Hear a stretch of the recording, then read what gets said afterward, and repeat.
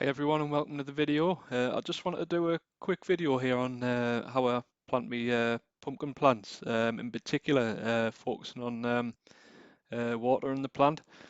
So it all starts really the preparation in the planting phase. So I've got some well-rotted manure dug in this hole.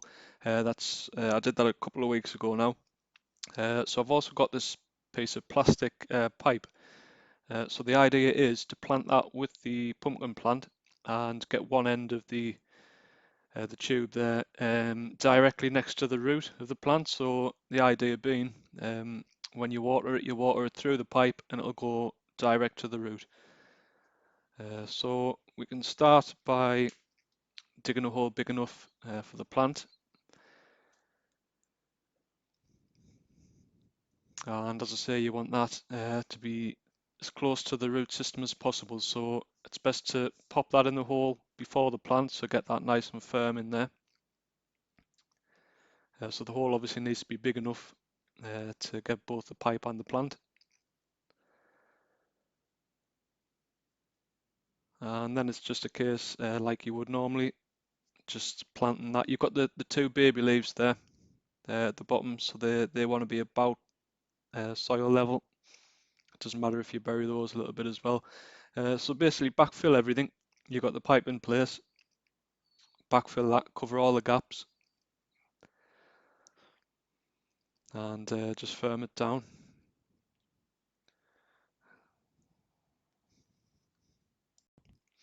So pumpkin plants are heavy feeders, so what I'm going to do is put a good couple of inches of well-rotted manure in and around the plant. So this does a couple of things. So this will be a steady flow of nutrients and goodness over the coming weeks and months, but it also traps any moisture in the soil. On these hot days like this, it won't dry out as much. And once you've got all that sorted, basically when it comes to watering the plant, you use the tube, and the tube is about a foot in length, about 12 inches, probably a little bit more, 12 to 15 inches.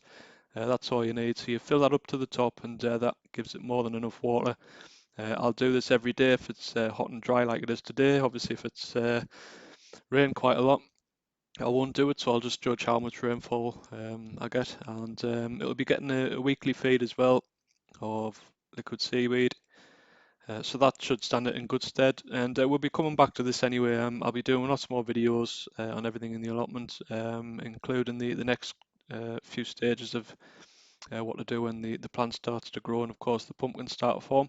So if you found this interesting, give it a thumbs up, hit subscribe, and thanks for watching.